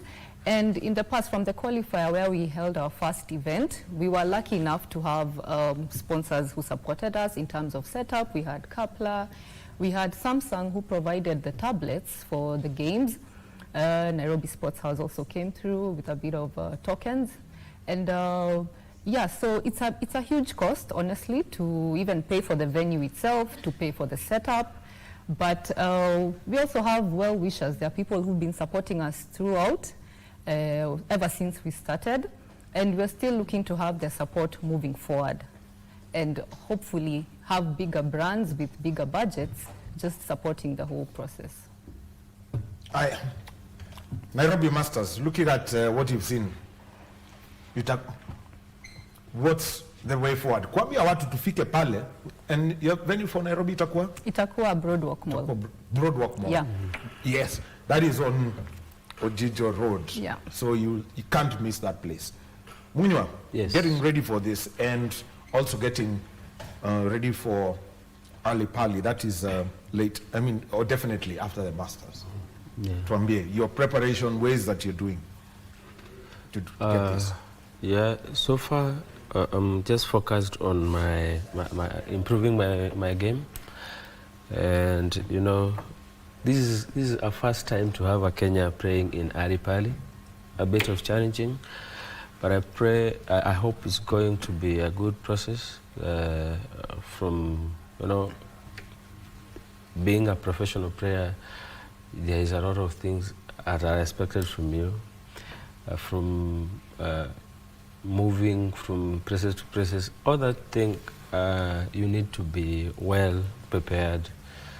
So I think for now, it's 2 weeks now from I was mentioned to, I won Africa Champion Qualifier. So, and then I went to South Africa. It's been a squeezing moment.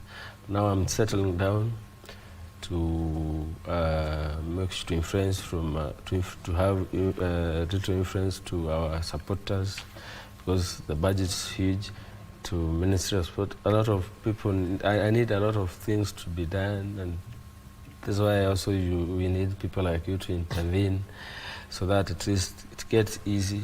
As much as I'm representing my country and as a continent as well, you know, an individual coming from a certain country, that they're not looking at me, they're looking at my country as well. So I'm preparing.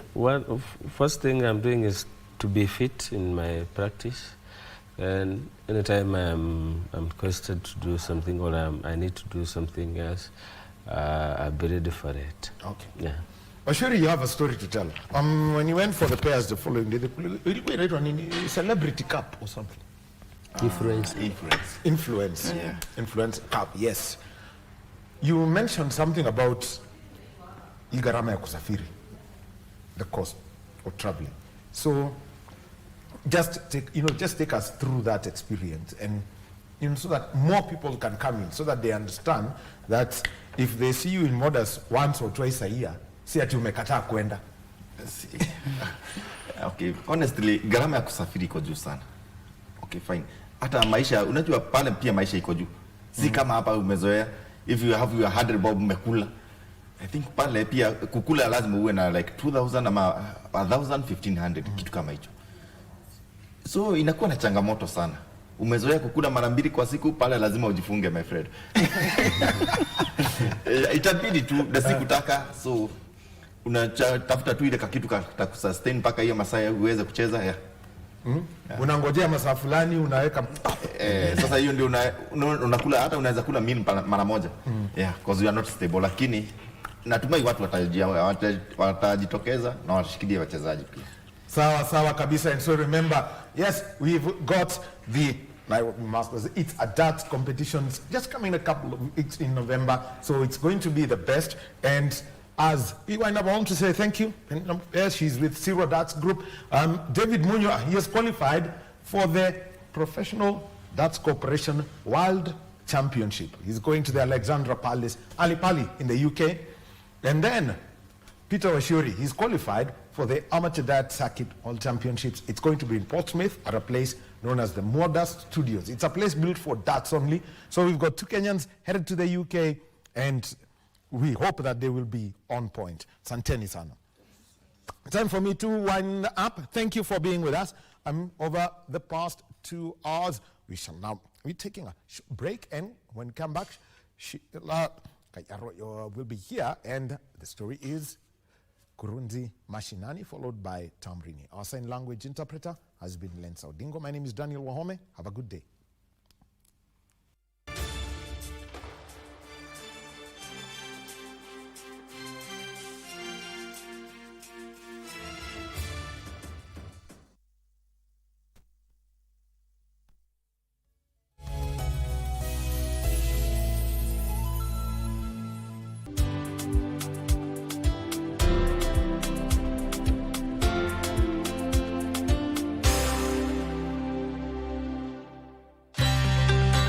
Want to enjoy free-to-air digital TV with crystal clear quality? Here's how to get started with Signet. Step 1. If you have a smart TV, you're good to go. Next, connect the aerial to your TV. Now, do an auto search on your TV. Just follow the prompts on the screen. And that's it. You're now tuned in to Signet. Sit back and enjoy a wide range of free-to-air digital channels. For technical inquiries, call the Signet hotline on 0770 572 656.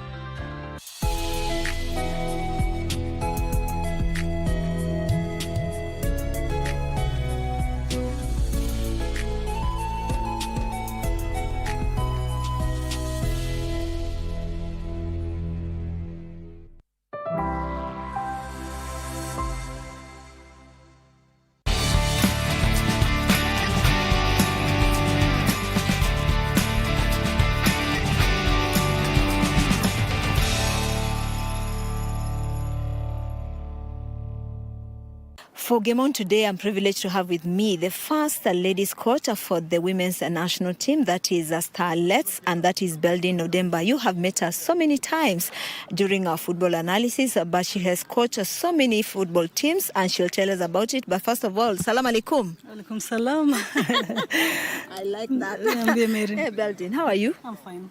I'm happy to see you with the national team, Starlets. It's a privilege. Just briefly, just tell me about your journey in football. I started playing football way back when I was 12 years old. I played football and I started coaching, but just basic coaching. You play for the under 15 team, you coach an under 13 team, you play for an under 16 team, you coach an under 14 team. So it was just basic coaching with no coaching knowledge, but it stirred passion. After a few years, I stopped coaching. I went to management, football management, and then I did some journalism, that is print media. And then I came back to the pitch to coach the junior teams. So I coached the boys' junior teams, and then I got one girls' team in Kariobangi. And then from that, I got a job in coaching. So I moved from Mta to now coaching an academy, that is Kariobangi Sharks. Then after Kariobangi Sharks, I went to FC Leopards Youth, coaching still Highway Secondary School. That is what a lot of people know me from, where a lot of people know me from. So it has been just a journey of pushing myself each and every day, getting classes here and there. We thank FKF that nowadays there are a lot of classes, coaching course classes. So it has been a good journey for us. They've made it a little bit easy for me until I've been in the national teams benches, but never as a head coach. Once as an assistant coach, most of the time as the team manager. I've done a lot of administration work, and then now I moved totally to the technical side. So my first assignment was the Kenya National Under 18, which we were supposed to play Sekafa, but we were not able to due to a lot of logistics and the school games, timings. It was a lot. And then after that, I got the privilege to come to the senior team. Not an easy task, not a hard task. It's just I'm looking for an easy word, like a transition. So slowly moving from this category to this other category. And so far, I thank God it has been a good journey for me. When you look at your playing career, you look at yourself when you are playing and now as a coach, how does it compare? Good thing is that if you're a coach who ever played, you already have the basics, you already understand the basics. That doesn't mean that you cannot be a coach if you never played, you can be. If you understand football, you can. But at least you get some basics, and sometimes you get the feel. So you want to push your players, but you've been there, you know how much you can push them, you know when it is too much, and you have that balance. So. And now, if for those who don't know Belding, she was with Highway, and that is, I think, that is when everybody got to know about her, and they achieved quite a lot locally and in East Africa. But you're supposed to go to Morocco. What happened? Yes, we were supposed to go to Morocco, but I don't know where to place it. The thing is, we did not get funds. We do not know who was supposed to give us funds. We were leaning on the Kenya Secondary School Games Association to do a budget for us with the ministry or on behalf of the school, but they did not. So we had to source funds on our own. We tried through the governor, and he had promised that he was going to deliver, but then some things just happened and it was not possible for us. So it was due to financial constraints that we didn't make it. But you have achieved a lot with Highway. Just briefly tell us about that. Okay, Highway is my project. Sometimes I see people saying that anacoach Highway, anacoach wapi. Highway is my project. It's like a baby that we've given birth to. But it didn't start in Highway. It started in Kangema High School. So I have these players who are playing in junior categories. They go to school and being declared mandatory for all the clubs, which is good for football. And FIFA World Cup was this year, and there was a lot of promise. Actually, it was a very good tournament, but behind the scenes, a lot was happening. Finally, when you talk about women's football and coaching, do you think we need to have female coaches or male coaches, given what happened in Spain? Coaches are just coaches. We have never had a coaching course for men and a coaching course for women. We've never had this kind of football for men or this kind of play the same football. The thing is, who gives more motivation? Who steers the team, the team's belief and the team's spirit? Who can do it well? I keep on urging my fellow women coaches to just come up, show up, push the team. I'm sure we can do it, and we can do it better than men. So with the debate, it's who has the team spirit. Yes.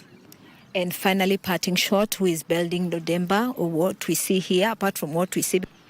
Belding Odemba, first of all, is a wife. I'm married, and I'm a mother of 4 kids. None of them is playing football. I just hope that the young one will play football. He loves football, the last one. And I'm a mother to a lot of kids that I did not give birth to. And I think that is the beautiful part. That I have a lot of kids out here, and we are trying each and every day, holding each other's hands, especially in football, and making sure that we change our lives. Yes. So, for those who had hopes, ameshachukuliwa tayari. You don't have to see the ring, but ameolewa. Tumeenda, but Belding has done a lot. She's actually very humble at it, but she's done a lot for women's football in the country, and even not just women's football, for the young kids coming up and nurturing them. So, asante sana for the work you're doing. Asante KBC. Tunashukuru na tutakuwa na analysis hivyo. Nipendaga sana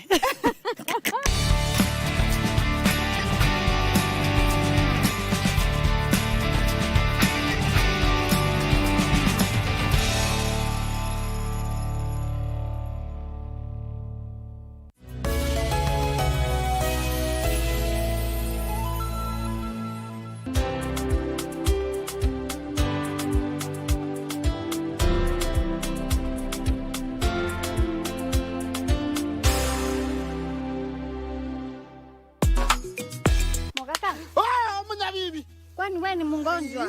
Chama ikisha usirudi hapa kwangu.